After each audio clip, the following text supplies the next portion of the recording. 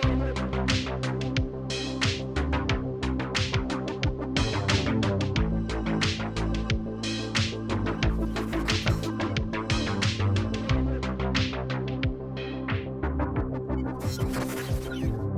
tal? Buenas tardes, ¿cómo estás, Andrés? Muy bien. Jona. Muy bien. Quería conversar un ratito con vosotros sobre este día que estamos viviendo hoy, el sábado de la Semana Santa, un día que siempre, no sé decir siempre, pero por lo menos durante un tiempo, en los últimos años, me ha llamado mucho la atención que creo que lo tenemos un poquito más descuidado. Pensamos mucho en el viernes, ayer estuvimos reflexionando sobre esto y pues evidentemente el sábado no será eterno, no será permanente, tiene sus 24 horas y acabará y llegará el domingo, pero el sábado es un día que creo que el relato bíblico también nos muestra algunas cosas interesantes y que tenemos que reflexionar en él. Entonces quería preguntaros qué os sugiere, qué os inspira, qué os hace pensar este día, el sábado. Bueno, creo que principalmente me llama la atención que no se hable tanto del sábado, que lo dejemos a un lado. Supongo que porque el sábado duele, es difícil prestarle atención a algo que sabes que te va a provocar dolor, que vas a tener que pensar, reflexionar o enfrentarte al dolor. Y ya propiamente la reacción de los discípulos ante el sábado habla un poco de cuáles suelen ser nuestras reacciones ante momentos como este a nivel histórico, o sea, la muerte de Jesús y ese momento de silencio y soledad sábados, pero también en los sábados que ocurren en nuestra vida, todas esas etapas de nuestra vida que son etapas como de silencio, de vacío, de desesperanza y me gusta ver las reacciones de los discípulos porque nos ayudan un poco a entendernos nosotros y ver cuál es nuestro comportamiento cuando llegamos ahí, ¿no? Y bueno, antes estábamos conversando acerca de estas reacciones. A mí personalmente me llama mucho la atención que los discípulos se escondan en un día así, ¿no? Que es el día en el que aparece también el miedo. Si le ha pasado esto a mi Señor, ¿qué me va a pasar a mí? ¿Qué es lo que me espera? Y que después de todo lo que han vivido con Jesús, parece que es insuficiente, en este caso, para soportar el dolor de un sábado.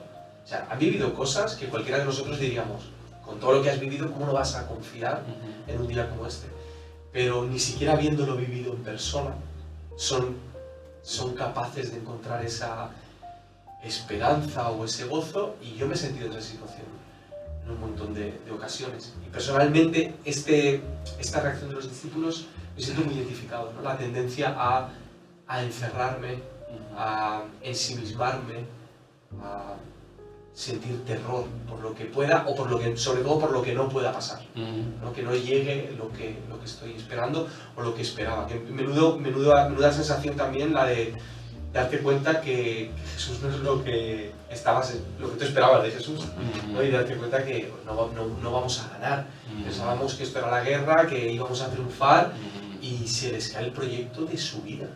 O sea, es el momento. Ellos han vivido unos años en los que han descubierto su identidad, o creían que habían descubierto su identidad. Hemos nacido para esto. Tenemos un maestro, nos ha escogido. Podemos confiar en él, vamos con él hasta donde haga falta. Y se dan cuenta que ya hay un punto en el que ya no pueden acompañarle y no quieren acompañarle tampoco. Bueno, ¿tú qué creías que los discípulos creían que era Jesús? ¿Y qué significa el sábado? ¿Cómo cambia eso su pensamiento sobre quién? ¿O cómo pueden estar viviendo ese sábado frente a la ausencia? Jesús ya no está, ¿no? ¿Qué crees que están pensando sobre su maestro? Yo creo que es interesante el pasaje en el cual Jesús predica el gran discurso del pan de vida y de pronto es un fracaso ese mensaje, esa predicación, porque muchos lo abandonan. Entonces su proyecto, que parece que está germinando y está calando y está creciendo, fracasa. Es fatídico, ¿no? Y entonces Jesús hace una pregunta que de alguna forma se responde en el sábado, me parece, y es: ¿vosotros también me vais a abandonar? Entonces los discípulos deciden no hacerlo, aparentemente, y continúan con él en ese momento. Pero sí me parece que hay una suerte de abandono cuando el fracaso de Jesús se lleva a la cruz, ¿no? Cuando en la cruz Jesús fracasa. Y ante ese último discurso de Jesús, ante esas últimas palabras de Jesús, como la actitud de los discípulos después de su muerte, sí es la de abandono. Entonces creo que es un fracaso doble. Por una parte, fracasa su Mesías, y como decía Andresito, ¿no? Habían puesto en él su identidad y habían sido transformados, pero a la vez al fracasar el Mesías, al fracasar ese discurso, al fracasar esa persona, al fracasar ese proyecto de la instauración del reino de Dios, fracasan ellos mismos. Entonces yo creo que hay un quiebre muy profundo, porque no solamente es el fracaso de la cruz y del Mesías, sino el fracaso de en quién han estado confiando. Hay un cierto, entiendo, desengaño, desencanto, incredulidad, la actitud de volver a la casa, del encerramiento.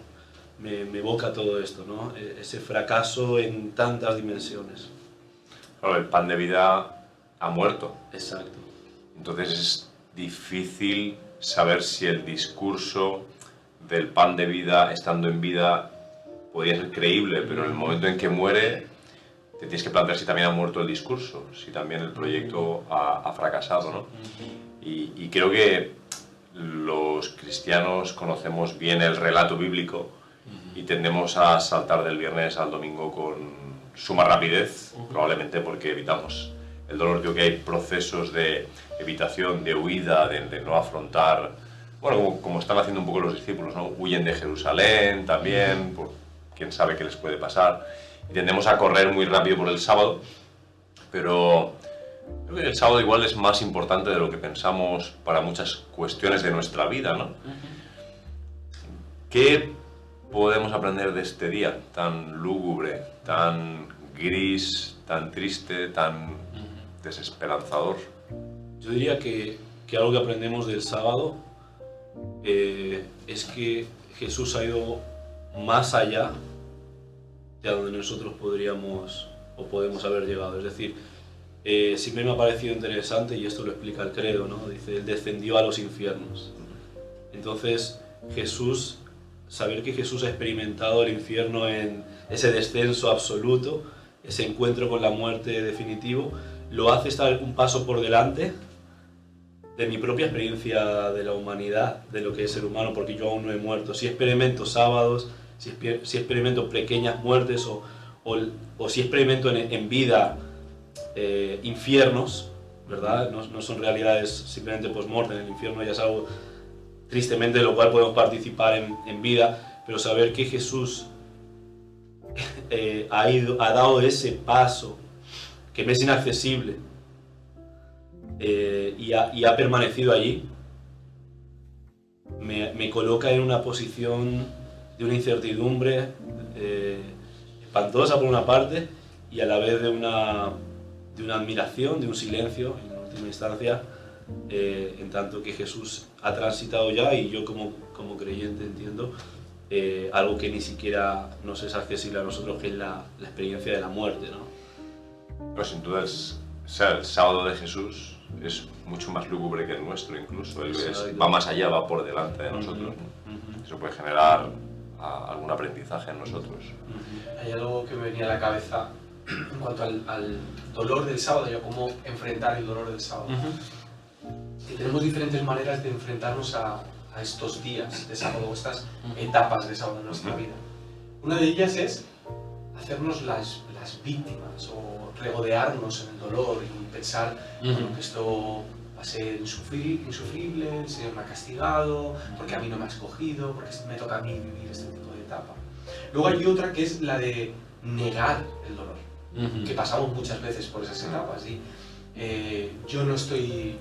Bueno, simplemente comportarnos como si no hubiese pasado nada, seguir hacia adelante, o incluso utilizar la fe como un método de anestesia para negar la realidad.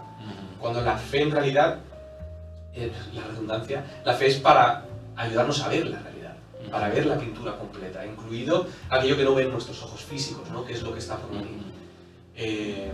Y los sábados se han convertido en un día de anestesia. Los sábados se han convertido en el día en el que hacemos todas aquellas cosas que nos ayuden a evitar el dolor. Es el día en el que, curiosamente, el sábado es el día en el que la gente se droga. Es el día en el que supuestamente tienes que estar contigo mismo y encontrarte con tu realidad y lo negamos. Y luego hay una tercera, que no es que sea muy esperanzadora en cuanto a que anime mucho, pero me parece que es la mejor manera de vivir el sábado, y es esperar con el Señor. Es estar con Él. Al final, la relación que tú puedes tener con el Señor el sábado no tiene nada que ver con la que tienes el viernes o la que tienes el domingo. O sea, con el Señor estás el sábado de una manera distinta. O sea, la compañía o el silencio. Es ese día en el que parece que Dios no responde a tus oraciones, pero es el día en el que Dios deja preguntas en el aire para que las respondas tú. Y es molesto, es incómodo, pero al menos en mi vida no se me ha ocurrido otra manera mejor hasta el momento de enfrentar esos momentos de incertidumbre, y es esperando en Él. Eso me recuerda mucho a, bueno, hemos vivido un sábado a nivel global con la pandemia, se me ocurre. N.T. Wright, este biblista, pastor anglicano tan interesante, escribió un texto para ayudarnos a afrontar ese sábado desde la perspectiva creyente, y lo interesante es que él no iba más allá, él no pretendía saltarse el sábado. Él decía, dentro del libro de oración de la Biblia, que son los salmos, encontramos salmos de lamento. Y a lo mejor ahora es momento de lamentar. Entonces, ese momento al que te refieres como el más lúcido, el más adecuado, me parece que es precisamente el de estar con Jesús y ofrecerle lo que tenemos que ofrecerle a Jesús en ese sábado, que es nuestro lamento. Es decir, es algo que a lo mejor hemos desplazado, o hemos olvidado, o hemos evitado, pero creo que debemos, al menos yo, aprender a lamentarme y a saber que hay un objeto, un sujeto ante el que me lamento, ¿no? O que estoy con Jesús en ese momento de lamentación. En Filipenses Pablo dice algo así como que lleguemos a ser semejantes a Jesús en su muerte. El viernes Jesús va a clamar desde la cruz, papá, ¿por qué me has abandonado? Y que vean, el sábado es una oportunidad para nosotros identificarnos con Jesús, que ha confiado en Dios el viernes. Y el sábado nosotros tenemos quizá una oportunidad para confiar en Jesús en ese clamor del sábado. Nos sentimos abandonados por Jesús. Era nuestro maestro, llevamos 3 años caminando con Él por cualquier camino y no los elegíamos nosotros los caminos, los elegía Él. Él marcaba el timing de nuestra vida y de pronto nos ha abandonado. O sea, no sabemos si este proyecto ha llegado a su final y el sábado acabará, pero ahora mismo quizás es el momento de decir, bueno, Jesús, ¿nos has abandonado o sigues con nosotros? ¿No? Identificarnos con Él en su muerte y confiar en Jesús de la misma manera que Jesús confía en el Padre. Creo que sin pasar por aquí no podemos llegar a una experiencia de confianza genuina, ¿no? Sin pasar por este valle de sombra. Y también creo que para nosotros los que tendemos a caminar por este relato de la Semana Santa, desde una perspectiva creyente, el sábado podría ayudarnos también a pensar en los que no tienen la misma perspectiva, no tienen esa perspectiva de fe, ¿no? Quizá podemos identificarnos con personas que están, no sé si llamarle en un sábado permanente, pero que su expresión de vida al presente es, bueno, ¿hay un Dios? No lo hay, o sea, me han abandonado, no me han abandonado. ¿Podemos desarrollar esto un poquito? ¿Pensáis que nos puede ayudar de alguna manera a mirar a otros de una manera que ayude? Yo creo que a entender la situación por la que están, a sentir empatía. Creo que hay algo muy bonito en el liderazgo de Jesús, y es que creo que el buen liderazgo es el de aquella persona que por un lado tiene empatía contigo, por otro lado tiene la autoridad como para ayudarte a salir del punto en el que estás. Eso es como el liderazgo que al menos yo busco y el que me inspira y el que me gustaría ser. Y no tenemos un sumo sacerdote que no nos entiende, sino alguien que ha pasado por nuestra posición, ¿no? En nuestro lugar. Entonces creo que nosotros debemos tener también ese punto de vista hacia aquellas personas que están viviendo en un sábado permanente, y poder transmitirles esta sensación de te entiendo perfectamente, no voy a menospreciar el sábado por el que estás pasando, no te voy a decir, vamos, anímate, que mañana es domingo, pero por otro lado te lo voy a decir desde una perspectiva de hay esperanza. O sea, yo sé que se puede salir, pero mientras tanto estoy contigo. Claro. Y te voy a acompañar porque la realidad es que no sabemos cuánto duran los sábados. Y que hay gente que... Esto es importante tenerlo en cuenta, que el sábado y el dolor del sábado no tiene por qué ser el fruto de un pecado. Que muchas veces lo atribuimos a eso. Es el fruto de algo que has hecho mal y por eso estás pasando por esa situación. Tenemos que ser más... tenemos que tener más empatía con esto. Y acompañar a gente que a lo mejor va a pasar por un sábado que le va a durar años. No sabemos incluso si esas personas terminan su vida con un sábado. Pero más allá de eso, hay un domingo, ¿no? Que el Señor nos dé la sabiduría de cómo transmitir la esperanza sin faltar el respeto al duelo por el que ellos están pasando. Creo que es un proceso de aprendizaje. Me hubiera gustado darte una respuesta como más definida de cómo podemos hacerlo, pero más bien te estoy diciendo que creo que tenemos que aprender para ayudar a estas personas. A mí me viene a la mente el pasaje de los discípulos, Camino de Emaús. Una parte el reconocer que no dejan de ser discípulos, viviendo el sábado, con toda la densidad y oscuridad que están experimentando, no dejan de serlo. Luego podemos acompañar a aquellos que no son discípulos, porque nosotros mismos, desde nuestro discipulado, atravesaremos y atravesamos experiencias de sábado. Eso por una parte, y después, en la clave más pastoral, a lo mejor, de cómo poder transitarlo, pues yo creo que caminando de dos en dos. A mí, yo tengo que reconocer que muchos sábados los he vivido aislado o pensado que no podía acompañar los sábados de otras personas, pero en el caso de los discípulos es muy interesante, y ha sido en esa clave pastoral, cómo ellos caminaron el sábado y fueron ambos juntos, conversando, incluso desde la melancolía, desde la decepción, desde el deseo frustrado,